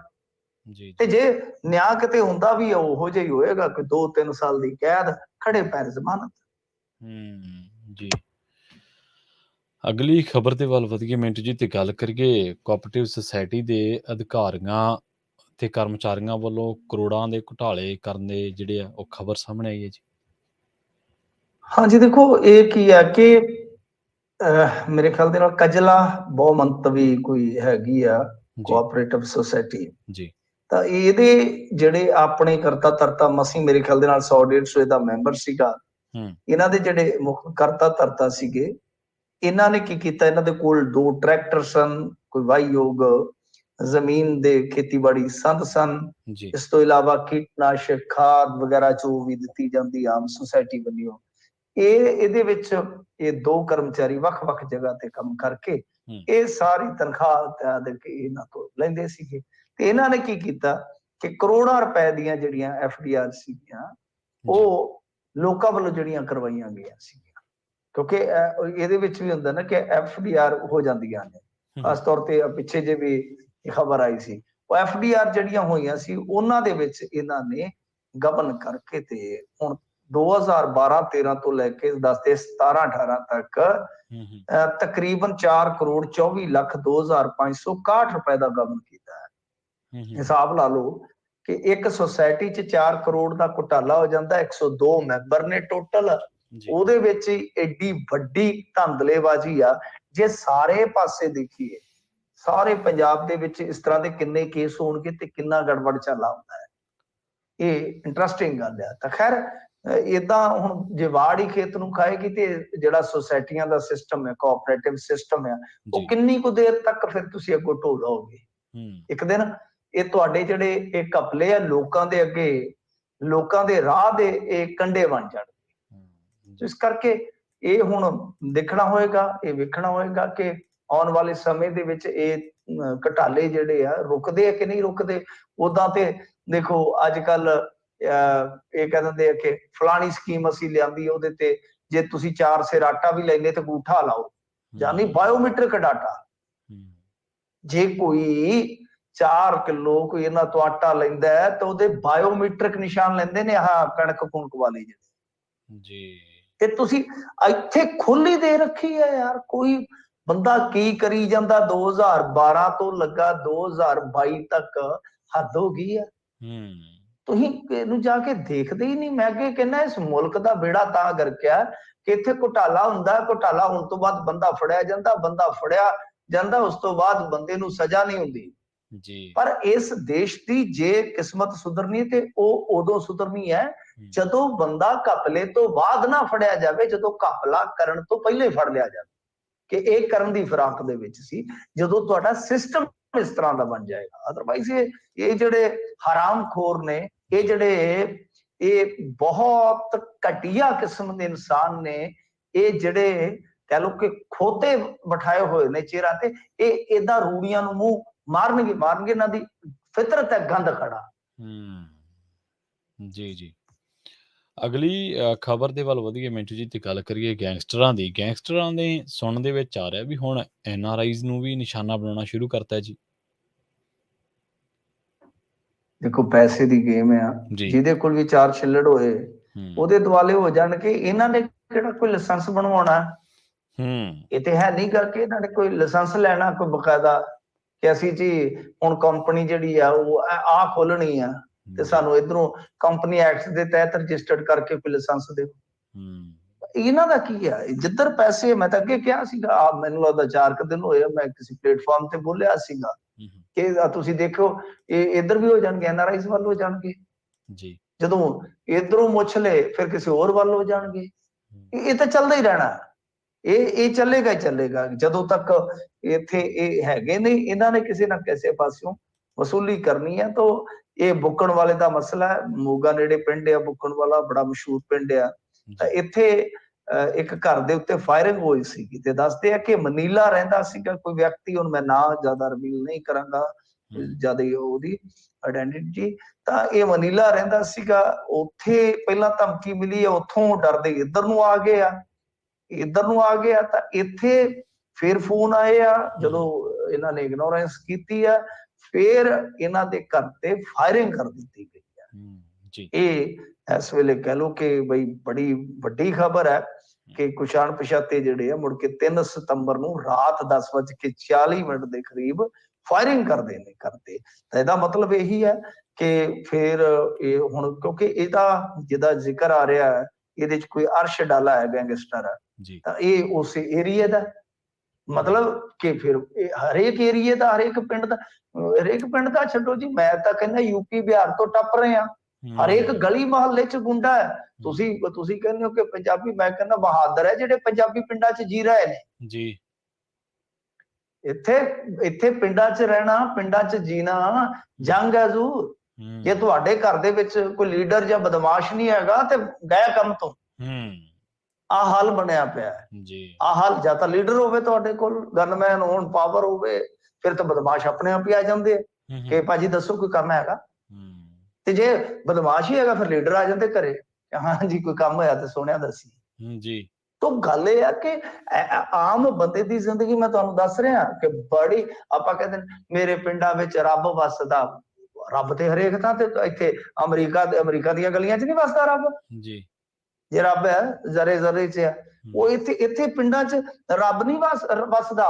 ਰੱਬ ਦੇ ਜਿਹੜੇ ਬੰਦੇ ਆ ਨਾ ਉਹ ਵੱਸਦੇ ਨੇ, ਰੱਬ ਉਹਨਾਂ ਚ। ਪਰ ਅੱਜ ਕੱਲ ਉਹਨਾਂ ਚੋਂ ਰੱਬ ਸ਼ਾਇਦ ਆਪ ਹੀ ਉਹਨਾਂ ਨੇ ਮਾਰ ਲਿਆ ਜੀ। ਅੱਜ ਉਹਨਾਂ ਦੀ ਰੂਹਾਂ ਦੇ ਵਿੱਚ ਆਏ ਪਏ ਨੇ, ਔਰੰਗੇ ਹੋਰੀ ਆਏ ਪਏ। ਕੋਈ ਨਹੀਂ ਇੱਥੇ ਹਾਲ ਹੈਗਾ। ਗੱਲ ਇਹ ਆ ਕਿ ਹੁਣ ਇਹ ਸਰਕਾਰ ਜਿਹੜੀ ਹੈ ਉਹਨੂੰ ਤੁਸੀਂ ਪੁੱਛ ਲਓ, ਇਹ ਤਾਤਾ ਕਰਕੇ ਇਹਨਾਂ ਦੇ ਸਮਰਥਕ ਮਗਰ ਲੱਗ ਜਾਣਗੇ ਤੁਹਾਡੇ। ਅਸੀਂ ਤੇ ਬਹਿ ਕੇ ਨਿਕਲ ਜਾਂਦੇ, ਕੀ ਕਰੀਏ ਭਰਾਵੋ ਜੀ। ਅੱਡੀਆਂ ਨੂੰ ਥੁੱਕ ਲਾ ਲੈਂਦੀ ਹੈ। ਤੇ ਜੇ ਹੁੰਦਾ ਨਹੀਂ ਤਾਂ ਲਿਸਟ ਬਣਾ ਲੈਂਦੇ। ਅੱਜ ਕੱਲ ਤੇ ਪੱਤਰਕਾਰਾਂ ਦੀਆਂ ਲਿਸਟਾਂ ਬਣ ਰਹੀਆਂ ਨੇ। ਇਹ ਆ ਕਿ ਜਾਂ ਫਿਰ ਡਿਬੇਟਾਂ ਤੇ ਆ ਕੇ ਤੇ ਉਹ ਗੱਲ ਹੀ ਨਹੀਂ ਕਰਨ ਦੇਣਗੇ ਤੁਹਾਨੂੰ ਜੀ। ਤੁਸੀਂ ਇਹ ਕੀ ਕੀਤਾ, ਉਹ ਕੀਤਾ। ਪਰ ਆਹ ਚੀਜ਼ਾਂ ਜਦੋਂ ਤੱਕ ਠੀਕ ਨਹੀਂ ਹੋਣਗੀਆਂ, ਆਮ ਬੰਦਾ ਡਰ ਦੇ ਮਾਹੌਲ ਚੋਂ ਨਹੀਂ ਨਿਕਲੇਗਾ।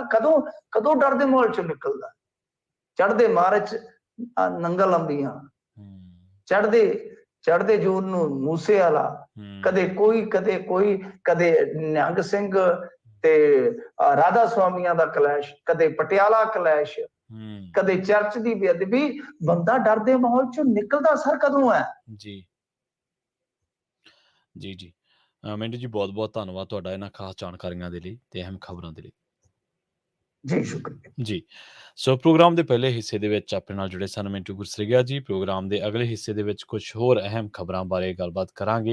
ਇਹਨਾਂ ਖਬਰਾਂ ਦੇ ਵਿੱਚ ਇੱਕ ਪ੍ਰਵਾਸੀ ਕੋਲੋਂ 3 ਕਿਲੋ ਅਫੀਮ ਜਿਹੜੀ ਹੈ ਬਰਾਮਦ ਕੀਤੀ ਗਈ ਹੈ। ਸੀਏ ਸਟਾਫ ਸਰਹੰਦ ਨੇ ਇਹ ਜਿਹੜੀ ਅਫੀਮ ਹੈ ਬਰਾਮਦ ਕੀਤੀ ਹੈ ਤੇ ਪੰਜਾਬ ਸਰਕਾਰ ਜਿਹੜੀ ਹੈ ਡਿਫਾਲਟਰ ਝੋਨਾ ਸ਼ੈਲਰ ਆ ਜਿਹੜੇ ਉਹਨਾਂ ਦੇ ਵਿੱਚ ਐਗਤੀ ਝੋਨਾ ਨਹੀਂ ਰੱਖੇਗੀ। ਇਸ ਬਾਬਤ ਜਿਹੜੀਆਂ ਖਬਰਾਂ ਨੇ ਖਬਰਾਂ ਹੋਰ ਵੀ ਨੇ ਜਿਹੜੀਆਂ ਤੇ ਆਪਾਂ ਬ੍ਰੇਕ ਤੋਂ ਪਾਰ ਚਰਚਾ ਕਰਾਂਗੇ। ਮਿਲਦੇ ਹਾਂ ਇੱਕ ਸ਼ਾਰਟ ਬ੍ਰੇਕ ਤੋਂ ਬਾਅਦ। ਜੁੜੇ ਰਹੋ ਪੰਜਾਬੀ ਰੇਡੀਓ USA ਦੇ ਨਾਲ।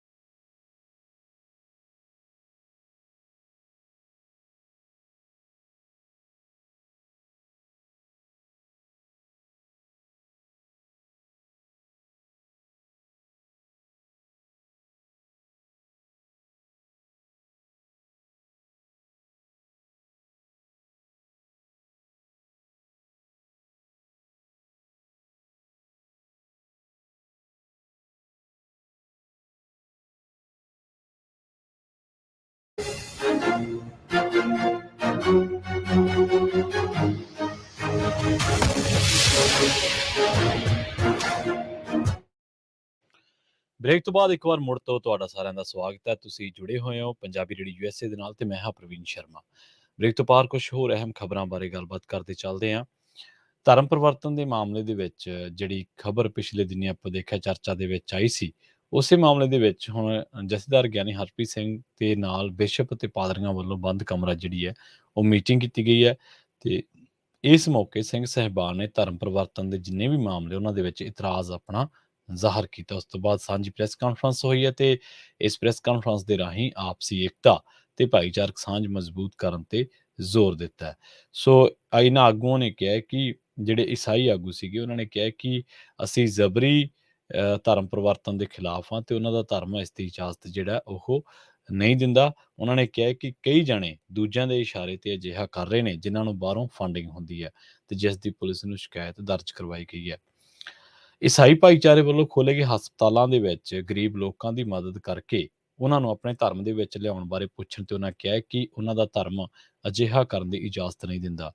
ਪਿਛਲੇ ਦਿਨੀ ਕੁਝ ਸਿੱਖ ਪਰਿਵਾਰ ਈਸਾਈ ਧਰਮ ਤੋਂ ਮੁੜ ਦੁਬਾਰਾ ਸਿੱਖ ਧਰਮ ਦੇ ਵਿੱਚ ਸ਼ਾਮਲ ਹੋ ਗਏ ਨੇ ਅਤੇ ਉਹਨਾਂ ਨੂੰ ਲਾਲਚ ਦੇਣ ਦੇ ਜਿਹੜੇ ਦੋਸ਼ ਲੱਗ ਰਹੇ ਨੇ ਉਹਨਾਂ ਬਾਰੇ ਪੁੱਛਣ ਤੇ ਉਹਨਾਂ ਕਿਹਾ ਕਿ ਪੰਜਾਬ ਸਰਕਾਰ ਨੂੰ ਉਹ ਅਪੀਲ ਕਰਦੇ ਨੇ ਕਿ ਇਹੋ ਜਿਹੇ ਅਨਸਰਾਂ ਦੇ ਖਿਲਾਫ ਸਖਤ ਕਾਰਵਾਈ ਕੀਤੀ ਜਾਵੇ ਜੋ ਈਸਾਈ ਧਰਮ ਨੂੰ ਬਦਨਾਮ ਕਰਨ ਦੀ ਕੋਸ਼ਿਸ਼ ਕਰ ਰਹੇ ਨੇ। ਗਿਆਨੀ ਹਰਪ੍ਰੀਤ ਸਿੰਘ ਨੇ ਵੀ ਪ੍ਰੈਸ ਕਾਨਫਰੰਸ ਨੂੰ ਸੰਬੋਧਨ ਕਰਦਿਆਂ ਕਿਹਾ ਕਿ ਇਸ ਸੰਬੰਧੀ ਸ਼ਿਕਾਇਤਾਂ ਆਈਆਂ ਨੇ ਕਿ ਸਰਹੱਦੀ ਇਲਾਕੇ ਖਾਸ ਕਰਕੇ ਅੰਮ੍ਰਿਤਸਰ ਦੇ ਵਿੱਚ ਪਾਦਰੀਆਂ ਵੱਲੋਂ ਸਿੱਖ ਭਾਈਚਾਰੇ ਦੇ ਲੋਕਾਂ ਨੂੰ ਲਾਲਚ ਅਤੇ ਡਰਾਵੇ ਦੇ ਕੇ ਧਰਮ ਪਰਿਵਰਤਨ ਕਰਵਾਇਆ ਜਾ ਰਿਹਾ, ਜਿਸ ਦੇ ਸਬੂਤ ਵੀ ਮੌਜੂਦ ਨੇ। ਉਹਨਾਂ ਨੇ ਇਹ ਵੀ ਕਿਹਾ ਕਿ ਬੱਚਿਆਂ ਨੂੰ ਦੇਗ ਲੈਣ ਦੇ ਲਈ ਰੋਕਿਆ ਜਾ ਰਿਹਾ, ਸਕੂਲਾਂ ਦੇ ਵਿੱਚ ਪੰਜਾਬੀ ਪੜ੍ਹਨ ਤੇ ਪਾਬੰਦੀ ਲਗਾਈ ਜਾ ਰਹੀ ਹੈ, ਗੁਰੂ ਗ੍ਰੰਥ ਸਾਹਿਬ ਦੇ ਪ੍ਰਤੀ ਘਟੀਆ ਸ਼ਬਦਾਵਲੀ ਵਰਤੀ ਜਾ ਰਹੀ ਹੈ ਅਤੇ ਗੁਟਕਾ ਅਤੇ ਪੋਥੀਆਂ ਨੂੰ ਸ਼ੈਤਾਨ ਦੀਆਂ ਕਿਤਾਬਾਂ ਕਹਿ ਕੇ ਭੰਡਿਆ ਜਾ ਰਿਹਾ ਹੈ। ਈਸਾਈ ਭਾਈਚਾਰੇ ਦੇ ਮੁਖੀਆਂ ਨੇ ਗੱਲਬਾਤ ਦੇ ਵਿੱਚ ਮੰਨਿਆ ਕਿ ਕੁਝ ਲੋਕ ਪਾੜਾ ਪਾਉਣ ਦੀ ਕੋਸ਼ਿਸ਼ ਦੇ ਵਿੱਚ ਨੇ। ਅਕਾਲ ਤਖਤ ਦੇ ਜਥੇਦਾਰ ਗਿਆਨੀ ਹਰਪ੍ਰੀਤ ਸਿੰਘ ਨੇ ਕੇਂਦਰ ਸਰਕਾਰ ਤੇ ਪੰਜਾਬ ਸਰਕਾਰ ਨੂੰ ਵੀ ਧਰਮ ਪਰਿਵਰਤਨ ਦੇ ਮੁੱਦੇ ਤੇ ਸੁਹਿਰਦ ਹੋਣ ਦੇ ਲਈ ਕਿਹਾ। ਉਹਨਾਂ ਕਿਹਾ ਕਿ ਸਰਹੱਦੀ ਸੂਬਾ ਹੋਣ ਕਰਕੇ ਜੇ ਅਜਿਹੇ ਕੰਮ ਪੰਜਾਬ ਦੇ ਵਿੱਚ ਹੋਣਗੇ ਤਾਂ ਇਹ ਪੰਜਾਬ ਹੀ ਨਹੀਂ ਸਗੋਂ ਸਮੁੱਚੇ ਦੇਸ਼ ਦੇ ਲਈ ਵੱਡੀ ਚੁਣੌਤੀ ਹੋਵੇਗੀ। ਇਸ ਮੌਕੇ ਤਖਤ ਸ੍ਰੀ ਕੇਸਗੜ੍ਹ ਸਾਹਿਬ ਦੇ ਜਥੇਦਾਰ ਗਿਆਨੀ ਰਘਬੀਰ ਸਿੰਘ ਅਤੇ ਹੋਰ ਸਿੰਘ ਸਾਹਿਬਾਨ ਵੀ ਉਹਨਾਂ ਦੇ ਨਾਲ ਮੌਜੂਦ ਸਨ। ਰੁੱਖ ਫਤਿਹਗੜ੍ਹ ਸਾਹਿਬ ਦਾ ਕਰਦੇ ਹਨ, ਜਿੱਥੇ CIA ਸਟਾਫ ਸਰਹੰਦ ਦੀ ਟੀਮ ਨੇ DSP ਸੁਖਵੀਰ ਸਿੰਘ ਦੀ ਨਿਗਰਾਨੀ ਦੇ ਹੇਠ ਝਾਰਖੰਡ ਦੇ ਨਸ਼ਾ ਤਸਕਰਾਂ ਨੂੰ 3 ਕਿਲੋ ਅਫੀਮ ਸਮੇਤ ਕਾਬੂ ਕੀਤਾ ਹੈ। SP ਦਿਗਵਿਜੇ ਕਪਿਲ ਨੇ ਮੀਡੀਆ ਦੇ ਨਾਲ ਗੱਲਬਾਤ ਦੇ ਦੌਰਾਨ ਦੱਸਿਆ ਕਿ CIA ਸਰਹੰਦ ਵੱਲੋਂ ਚਾਵਲਾ ਚੌਂਕ ਸਰਹੰਦ ਦੇ ਨੇੜੇ ਲਾਏ ਗਏ ਨਾਕੇ ਦੇ ਦੌਰਾਨ ਸ਼ੱਕ ਦੇ ਆਧਾਰ ਤੇ ਮਿਥਲੇਸ਼ ਸਿੰਘ ਵਾਸੀ ਟਾਂਡਵਾ ਥਾਣਾ ਤਰਹਾਸੀ ਜ਼ਿਲ੍ਹਾ ਪਲਾਮੂ ਝਾਰਖੰਡ ਨੂੰ ਰੋਕ ਕੇ ਉਹਦੀ ਤਲਾਸ਼ੀ ਲਈ ਤਾਂ ਉਹਦੇ ਝੋਲੇ ਦੇ ਵਿੱਚੋਂ 3 ਕਿਲੋ ਅਫੀਮ ਬਰਾਮਦ ਕੀਤੀ ਗਈ, ਜਿਸ ਦਾ ਉਹ ਕੋਈ ਪਰਮਿਟ ਨਾ ਦਿਖਾ ਸਕਿਆ। ਪੁਲਿਸ ਨੇ ਉਸ ਦੇ ਖਿਲਾਫ ਥਾਣਾ ਸਰਹੰਦ ਦੇ ਵਿੱਚ NDPS ਐਕਟ ਦੇ ਤਹਿਤ ਕੇਸ ਦਰਜ ਕਰਕੇ ਅਗਲੀ ਕਾਰਵਾਈ ਜਿਹੜੀ ਆ ਉਹ ਸ਼ੁਰੂ ਕਰ ਲਈ ਗਈ ਹੈ। ਪਹਿਲਾਂ ਕੁਝ ਲੋਕਾਂ ਨੂੰ ਇਸ ਗੱਲ ਦਾ ਭੁਲੇਖਾ ਲੱਗ ਗਿਆ ਸੀਗਾ ਕਿ ਸ਼ਾਇਦ ਇਹ ਪ੍ਰਵਾਸੀ ਬਾਹਰਲੇ ਮੁਲਕਾਂ ਦਾ, ਪਰ ਇਹ ਪ੍ਰਵਾਸੀ ਜਿਹੜਾ ਮਜ਼ਦੂਰ ਸਾਡੇ ਪੰਜਾਬ ਦੇ ਵਿੱਚ ਆਉਂਦੇ ਨੇ ਜਾਂ ਹੋਰ ਆਸੇ ਪਾਸਿਓਂ, ਤਾਂ ਉਹਨਾਂ ਨੂੰ ਵੀ ਅਸੀਂ ਪ੍ਰਵਾਸੀ ਕਹਿ ਦਿੰਦੇ ਹਾਂ। ਪੰਜਾਬ ਸਰਕਾਰ ਨੇ ਝੋਨੇ ਦੀ ਖਰੀਦ ਤੋਂ ਪਹਿਲਾਂ ਨਿਯਮਾਂ ਦੇ ਵਿੱਚ ਸੋਧ ਕਰਦਿਆਂ ਐਲਾਨ ਕੀਤਾ ਹੈ ਕਿ ਜਿਹੜੇ ਸ਼ੈਲਰਾਂ ਨੇ ਕਿਸੇ ਵੀ ਬੈਂਕ ਦਾ ਕਰਜ਼ਾ ਦੇਣਾ ਜਾਂ ਡਿਫਾਲਟਰ ਹੈ, ਉਸ ਸ਼ੈਲਰ ਦੇ ਵਿੱਚ ਪੰਜਾਬ ਸਰਕਾਰ ਦੀ ਕੋਈ ਵੀ ਖਰੀਦ ਏਜੰਸੀ ਝੋਨਾ ਨਹੀਂ ਰੱਖੇਗੀ ਅਤੇ ਨਾ ਹੀ ਅਜਿਹੇ ਸ਼ੈਲਰਾਂ ਨੂੰ ਝੋਨੇ ਤੋਂ ਚੌਲ ਬਣਾਉਣ ਦੀ ਇਜਾਜ਼ਤ ਦਿੱਤੀ ਜਾਵੇਗੀ। ਪੰਜਾਬ ਸਰਕਾਰ ਦੇ ਇਸ ਫੈਸਲੇ ਨੇ ਫਰੀਦਕੋਟ ਜ਼ਿਲ੍ਹੇ ਦੇ ਕਰੀਬ ਸਾਰੇ ਸ਼ੈਲਰਾਂ ਨੂੰ ਖਰੀਦ ਪ੍ਰਬੰਧਾਂ ਤੋਂ ਬਾਹਰ ਕਰ ਦਿੱਤਾ ਹੈ। ਪਤਾ ਲੱਗਿਆ ਕਿ ਫਰੀਦਕੋਟ ਦੇ ਵਿੱਚ ਕੁੱਲ 37 ਸ਼ੈਲਰ ਨੇ, ਜਿਨ੍ਹਾਂ ਦੇ ਵਿੱਚੋਂ 35 ਸ਼ੈਲਰ ਕਰਜ਼ਾਈ ਅਤੇ ਡਿਫਾਲਟਰ ਨੇ। ਸੈਲਰ ਐਸੋਸੀਏਸ਼ਨ ਦੇ ਮੈਂਬਰ ਮਨੋਜ ਜਿੰਦਲ ਨੇ ਕਿਹਾ ਕਿ ਸਰਕਾਰ ਦੀਆਂ ਨਵੀਆਂ ਹਦਾਇਤਾਂ ਮੁਤਾਬਕ ਕੋਈ ਵੀ ਸ਼ੈਲਰ ਝੋਨੇ ਦੀ ਅਲਾਟਮੈਂਟ ਦੇ ਲਈ ਸ਼ਰਤਾਂ ਪੂਰੀਆਂ ਨਹੀਂ ਕਰਦਾ। ਸੈਲਰ ਐਸੋਸੀਏਸ਼ਨ ਨੇ ਇਸ ਸੰਬੰਧੀ ਫਰੀਦਕੋਟ ਦੇ ਵਿਧਾਇਕ ਗੁਰਦੇਵ ਸਿੰਘ ਸੇਖੋਂ ਨੂੰ ਮੰਗ ਪੱਤਰ ਵੀ ਦਿੱਤਾ ਹੈ ਅਤੇ ਅਪੀਲ ਕੀਤੀ ਹੈ ਕਿ ਝੋਨੇ ਦੀ ਅਲਾਟਮੈਂਟ ਲਈ ਜਾਰੀ ਕੀਤੀਆਂ ਨਵੀਆਂ ਹਦਾਇਤਾਂ ਦੇ ਵਿੱਚ ਸੋਧ ਕੀਤੀ ਜਾਵੇ। ਵਿਧਾਇਕ ਸੇਖੋਂ ਨੇ ਕਿਹਾ ਕਿ ਪੰਜਾਬ ਦੇ ਵਿੱਚ 47 ਦੇ ਕਰੀਬ ਵੱਡੇ ਸ਼ੈਲਰ ਨੇ, ਜਿਨ੍ਹਾਂ ਦੇ ਵਿੱਚੋਂ 95% ਸ਼ੈਲਰ ਜਿਹੜੇ ਆ ਬੈਂਕਾਂ ਤੇ ਹੋਰ ਆਰਥਿਕ ਅਦਾਰਿਆਂ ਦੇ ਕਰਜ਼ਾਈ ਨੇ, ਜਿਨ੍ਹਾਂ ਨੂੰ ਇਸ ਵਾਰ ਪੰਜਾਬ ਸਰਕਾਰ ਨੇ ਝੋਨੇ ਦੀ ਅਲਾਟਮੈਂਟ ਨਾ ਕਰਨ ਦਾ ਫੈਸਲਾ ਕੀਤਾ ਹੈ। ਉਹਨਾਂ ਨੇ ਕਿਹਾ ਕਿ ਸ਼ੈਲਰ ਮਾਲਕਾਂ ਦੀਆਂ ਸਮੱਸਿਆਵਾਂ ਬਾਰੇ ਉਹ ਪੰਜਾਬ ਸਰਕਾਰ ਦੇ ਨਾਲ ਗੱਲ ਜ਼ਰੂਰ ਕਰਨਗੇ। ਸ਼ੈਲਰ ਮਾਲਕਾਂ ਨੇ ਮੰਗ ਕੀਤੀ ਹੈ ਕਿ ਜਿਹੜੇ ਸ਼ੈਲਰ ਲਗਾਤਾਰ ਕਰਜ਼ਾ ਮੋੜ ਰਹੇ ਨੇ, ਉਹਨਾਂ ਨੂੰ ਇਸ ਪਾਲਿਸੀ ਤੋਂ ਬਾਹਰ ਕੀਤਾ ਜਾਣਾ ਚਾਹੀਦਾ ਹੈ। ਨਿੱਜੀ ਅਤੇ ਸਰਕਾਰੀ ਬੈਂਕਾਂ ਨੇ ਫਰੀਦਕੋਟ ਦੇ 3 ਦਰਜਨ ਸ਼ੈਲਰਾਂ ਤੋਂ ਕਰੀਬ 250 ਕਰੋੜ ਰੁਪਏ ਦੀ ਜਿਹੜੀ ਕਰਜ਼ਾ ਵਸੂਲੀ ਹੈ ਉਹ ਕਰਨੀ ਹੈ। ਰੁੱਖ ਟੱਲੇਵਾਲ ਪਿੰਡ ਦਾ ਕਰਦੇ ਹਾਂ, ਬਰਨਾਲਾ ਦਾ ਕਰਦੇ ਹਾਂ। ਟੱਲੇਵਾਲ ਪਿੰਡ ਦੇ ਵਿੱਚ ਇੱਕ ਨੌਜਵਾਨ ਦੀ ਨਸ਼ੇ ਦੀ ਓਵਰਡੋਜ਼ ਕਰਕੇ ਮੌਤ ਹੋ ਗਈ ਹੈ। ਸਰਪੰਚ ਮੁਕੰਦ ਸਿੰਘ ਪੂਨੀਆ ਤੇ ਕਲੱਬ ਪ੍ਰਧਾਨ ਅਮਨਦੀਪ ਸਿੰਘ ਨੇ ਦੱਸਿਆ ਕਿ ਜਗਜੀਤ ਸਿੰਘ ਗੱਗਾ ਬੀਤੀ 29 ਅਗਸਤ ਤੋਂ ਲਾਪਤਾ ਸੀ। ਪਰਿਵਾਰਕ ਮੈਂਬਰਾਂ ਨੇ ਉਸ ਦੇ ਲਾਪਤਾ ਹੋਣ ਸੰਬੰਧੀ ਥਾਣਾ ਟੱਲੇਵਾਲ ਦੇ ਵਿੱਚ ਰਿਪੋਰਟ ਦਰਜ ਕਰਵਾਈ ਗਈ ਤੇ ਬੀਤੇ ਦਿਨੀ ਬਰਨਾਲਾ ਦੇ ਸਰਦਾਰ ਹੈਂਡਲੂਮ ਵਾਲੀ ਗਲੀ ਦੇ ਪਿਛਲੇ ਪਾਸੇ ਦੇਰ ਰਾਤ ਨੂੰ ਨੌਜਵਾਨ ਦੀ ਲਾਸ਼ ਮਿਲੀ ਹੈ। ਪੁਲਿਸ ਵੱਲੋਂ ਮੌਤ ਕੁਝ ਦਿਨ ਪਹਿਲਾਂ ਨਸ਼ੇ ਦੀ ਓਵਰਡੋਜ਼ ਦੇ ਨਾਲ ਹੋਈ ਦੱਸਿਆ ਜਾ ਰਿਹਾ ਹੈ। ਪਰਿਵਾਰਕ ਮੈਂਬਰਾਂ ਨੇ ਲਾਸ਼ ਦੀ ਪਛਾਣ ਜਿਹੜੀ ਆ ਉਹ ਕੀਤੀ ਸੀ। ਥਾਣੇਦਾਰ ਨੇ ਦੱਸਿਆ ਕਿ ਉਕਤ ਨੌਜਵਾਨ ਦੀ ਲਾਸ਼ ਕਾਫੀ ਗਲ ਸੜ ਚੁੱਕੀ ਸੀ। ਪਟਿਆਲਾ ਦੇ ਵਿੱਚ ਪੋਸਟਮਾਰਟਮ ਕਰਵਾ ਕੇ ਲਾਸ਼ ਜਿਹੜੀ ਆ ਉਹ ਵਾਰਸਾਂ ਨੂੰ ਸੌਂਪ ਦਿੱਤੀ ਗਈ ਹੈ। ਸੋ ਇਹ ਪੰਜਾਬ ਦਾ ਇੱਕ ਦੁਖਾਂਤ ਹੈ ਜਿਹੜਾ ਲਗਾਤਾਰ ਚੱਲਦਾ ਆ ਰਿਹਾ। ਪੰਜਾਬ ਦੇ ਵਿੱਚ ਨਸ਼ੇ ਦੀ ਓਵਰਡੋਜ਼ ਕਰਕੇ ਮੌਤਾਂ ਦਾ ਜਿਹੜਾ ਸਿਲਸਿਲਾ ਹੈ ਉਹ ਰੁਕ ਨਹੀਂ ਰਿਹਾ ਔਰ ਇਹ ਮੌਤਾਂ ਜਿਹੜੀਆਂ ਨੇ ਲਗਾਤਾਰ ਹੋ ਰਹੀਆਂ ਨੇ। 3 ਸਰਕਾਰਾਂ ਹੋ ਚੁੱਕੀਆਂ ਨੇ, ਫਿਰ ਤਕਰੀਬਨ ਤੀਜੀ ਬਾਦਲ ਸਾਹਿਬ ਦੀ ਪਹਿਲੀ ਸਰਕਾਰ, ਦੂਜੀ ਸਰਕਾਰ ਔਰ ਕੈਪਟਨ ਸਾਹਿਬ ਦੀ, ਉਸ ਤੋਂ ਬਾਅਦ ਚੌਥੀ ਹੈ। ਤੇ ਪੰਜਾਬ ਦੇ ਵਿੱਚ ਪਰ ਜਿਹੜਾ ਨਸ਼ੇ ਦਾ ਕਹਿਰ ਹੈ ਉਹ ਲਗਾਤਾਰ ਜਿਹੜਾ ਜਾਰੀ ਹੈ। ਅਸੀਂ ਬੜੇ ਭਰੇ ਮਨ ਦੇ ਨਾਲ ਸਾਨੂੰ ਇਹ ਖਬਰਾਂ ਜਿਹੜੀਆਂ ਤੁਹਾਡੇ ਤੱਕ ਸਾਂਝੀਆਂ ਕਰਨੀਆਂ ਪੈਂਦੀਆਂ, ਪਰ ਮਨ ਦੁਖੀ ਬਹੁਤ ਹੁੰਦਾ ਕਿ ਇਹ ਮੌਤਾਂ ਦਾ ਸਿਲਸਿਲਾ, ਇਹ ਡਰੱਗ ਓਵਰਡੋਜ਼ ਦਾ ਸਿਲਸਿਲਾ, ਇਹ ਤਸਕਰੀ ਦਾ ਸਿਲਸਿਲਾ ਰੁਕ ਨਹੀਂ ਰਿਹਾ। ਪਰ ਇਹਦੇ ਪਿੱਛੇ ਇੱਕ ਹੋਰ ਚੀਜ਼ ਜਿਹੜੀ ਅਸੀਂ ਕਈ ਵਾਰੀ ਆਪਣੀ ਗੱਲਬਾਤ ਦੇ ਵਿੱਚੋਂ ਮਨਫੀ ਕਰ ਦਿੰਦੇ ਹਾਂ। ਅਸੀਂ ਕੋਸ਼ਿਸ਼ ਕਰਾਂਗੇ ਕਿ ਉਸ ਬਾਬਤ ਇੱਕ ਰਿਪੋਰਟ ਵੀ ਤੁਹਾਡੇ ਸਾਹਮਣੇ ਰੱਖੀ ਜਾਵੇ। ਪਹਿਲਾਂ ਪੰਜਾਬ ਦੇ ਵਿੱਚ ਜਿਹੜੀ ਡਰੱਗ ਆਉਂਦੀ ਸੀ ਉਹਦਾ ਰੂਟ ਹੁੰਦਾ ਸੀਗਾ ਸ੍ਰੀਨਗਰ, ਜੰਮੂ ਕਸ਼ਮੀਰ, ਇਹ ਵਾਇਆ ਹੁੰਦਾ ਸੀ। ਬਾਅਦ ਦੇ ਵਿੱਚ ਵਾਇਆ ਦਿੱਲੀ ਵੀ ਪੰਜਾਬ ਦੇ ਵਿੱਚ ਡਰੱਗ ਆਉਂਦਾ ਸੀ। ਪਰ ਹੁਣ ਤੁਸੀਂ ਨੋਟ ਕੀਤਾ ਹੋਣਾ ਕਿ ਪੰਜਾਬ ਦੇ ਵਿੱਚ ਜਿਹੜੀਆਂ ਖੇਪਾਂ ਆ ਰਹੀਆਂ ਨੇ, ਪਿਛਲੇ ਦਿਨੀ ਇੱਕ ਬਹੁਤ ਵੱਡੀ ਰਿਕਵਰੀ ਕੀਤੀ ਗਈ ਸੀ। ਜੇ ਮੈਂ ਗਲਤ ਨਾ ਹੋਵਾਂ ਤਾਂ ਸ਼ਾਇਦ ਹੁਸ਼ਿਆਰਪੁਰ ਪੁਲਿਸ ਦੀ ਉਹ ਕਾਮਯਾਬੀ ਸੀਗੀ ਜਾਂ ਪੰਜਾਬ ਪੁਲਿਸ ਦੇ ਕਿਸੇ ਜ਼ਿਲ੍ਹੇ ਦੀ ਕਾਮਯਾਬੀ ਸੀ। ਬਹੁਤ ਵੱਡੀ ਰਿਕਵਰੀ ਉਹ ਗੁਜਰਾਤ ਤੋਂ ਆ ਰਹੀ ਸੀ ਤੇ ਗੁਜਰਾਤ ਦੀ ਮੁੰਦਰਾ ਪੋਰਟ ਤੇ ਹੁਣ ਤੱਕ ਦੀ ਸਭ ਤੋਂ ਵੱਡੀ ਖੇਪ ਜਿਹੜੀ ਹੈ ਉਹ ਬਰਾਮਦ ਕੀਤੀ ਗਈ ਹੈ, ਜਿਹਦੇ ਬਾਬਤ ਮੀਡੀਆ ਵੀ ਚੁੱਪ ਰਿਹਾ, ਜਿਹਦੇ ਬਾਬਤ ਸਾਡੇ ਲੀਡਰ ਵੀ ਚੁੱਪ ਰਹੇ, ਜਿਹਦੇ ਬਾਬਤ ਹੋਰ ਵੀ ਜਿਹੜੀਆਂ ਧਿਰਾਂ ਨੇ ਜਿਨ੍ਹਾਂ ਨੂੰ ਬੋਲਣਾ ਚਾਹੀਦਾ ਸੀ ਉਹ ਚੁੱਪ ਰਹੀਆਂ। ਹੁਣ ਤੁਸੀਂ ਜੇ ਮੁੰਦਰਾ ਪੋਰਟ ਕਰਕੇ ਗੂਗਲ ਤੇ ਕਰੋਗੇ ਤਾਂ ਮੁੰਦਰਾ ਪੋਰਟ ਕਿਹਦੀ ਹੈ? ਅਦਾਨੀ ਦੀ ਹੈ। ਤੇ ਉਸ ਪੋਰਟ ਤੇ ਜਦੋਂ ਡਰੱਗ ਆਈ ਤੇ ਕੁਝ ਚੈਨਲਾਂ ਨੂੰ ਛੱਡ ਕੇ, ਜਿਨ੍ਹਾਂ ਦੇ ਵਿੱਚ NDTV ਜਾਂ ਦੀ ਵਾਇਰ ਵਰਗੇ ਜਿਹੜੇ ਵੱਡੇ ਅਦਾਰੇ ਨੇ, ਵਾਇਰ ਨੇ ਤਾਂ ਅਮਿਤ ਸ਼ਾਹ ਦੇ ਮੁੰਡੇ ਜੈ ਸ਼ਾਹ ਦੀ ਵੀ ਰਿਪੋਰਟ ਜਿਹੜੀ ਆ ਸ਼ਾਇਆ ਕੀਤੀ ਸੀ, ਜਿਹਦੇ ਵਿੱਚ ਉਹਦੇ ਕੰਪਨੀ ਦਾ ਟਰਨਓਵਰ ਸਾਲ ਦੇ ਵਿੱਚ ਹੀ ਕਈ ਹਜ਼ਾਰ ਗੁਣਾ, 16,000 ਗੁਣਾ ਵੱਧ ਗਿਆ ਸੀ। ਖੈਰ, ਤਾਂ ਇਹ ਜਿਹੜੀ ਡਰੱਗ ਆ ਹੁਣ ਗੁਜਰਾਤ ਤੋਂ ਆ ਰਹੀ ਆ। ਇਸ ਬਾਬਤ ਬਹੁਤੇ ਜਿਹੜੇ ਪੁਲਿਸ ਅਫੀਸ਼ੀਅਲਸ ਨੇ ਵੱਡੇ, ਉਹ ਵੀ ਚੁੱਪ ਨੇ। ਰਿਕਵਰੀਆਂ ਹੁੰਦੀਆਂ ਨੇ, ਪ੍ਰੈਸ ਕਾਨਫਰੰਸਾਂ ਵੀ ਹੁੰਦੀਆਂ ਨੇ, ਕਰ ਦਿੰਦੇ ਨੇ, ਦੱਸ ਦਿੰਦੇ ਨੇ। ਪਰ ਡਰੱਗ ਗੁਜਰਾਤ ਦੇ ਵਿੱਚ ਆ ਕਿੱਧਰੋਂ ਰਹੀ ਹੈ ਤੇ ਗੁਜਰਾਤ ਦੇ ਵਿੱਚ ਹੁਣ ਕੋਈ ਰੋਕ ਟੋਕ ਕਿਉਂ ਨਹੀਂ ਹੈ? ਇਹ ਇੱਕ ਵੱਡਾ ਸਵਾਲ ਹੈ। ਸੋ ਇਹਨਾਂ ਚੀਜ਼ਾਂ ਦੀ ਜਾਂਚ ਹੋਣੀ ਚਾਹੀਦੀ ਹੈ ਤੇ ਪਤਾ ਲੱਗਣਾ ਚਾਹੀਦਾ ਕਿ ਹੁਣ ਪੰਜਾਬ ਦੇ ਵਿੱਚ ਜਿਹੜਾ ਜੰਮੂ ਕਸ਼ਮੀਰ ਤੋਂ ਵੀ ਰੁਕਣੋਂ ਬੰਦ ਹੋ ਗਿਆ, ਬਾਰਡਰ ਤੋਂ ਵੀ ਜਿਹੜੇ ਕਈ ਪੁਲਿਸ ਸੋਰਸਿਸ ਨੇ ਉਹ ਦੱਸਦੇ ਨੇ ਕਿ ਬਾਰਡਰ ਤੋਂ ਇੰਨਾ ਚਿੱਟਾ ਹੁਣ ਨਹੀਂ ਆਉਂਦਾ। ਵਾਇਆ ਦਿੱਲੀ ਵੀ ਹੁਣ ਉਹਨਾਂ ਨਹੀਂ ਆਉਂਦਾ, ਗੁਜਰਾਤ ਤੋਂ ਜ਼ਿਆਦਾ ਆ ਰਿਹਾ। ਕਹਿਣ ਤੋਂ ਭਾਵ ਇਹ ਹੈ। ਸੋ ਇਹ ਰੁਕਣਾ ਚਾਹੀਦਾ, ਸਰਕਾਰਾਂ ਦੇ ਇਹੀ ਫਰਜ਼ ਨੇ।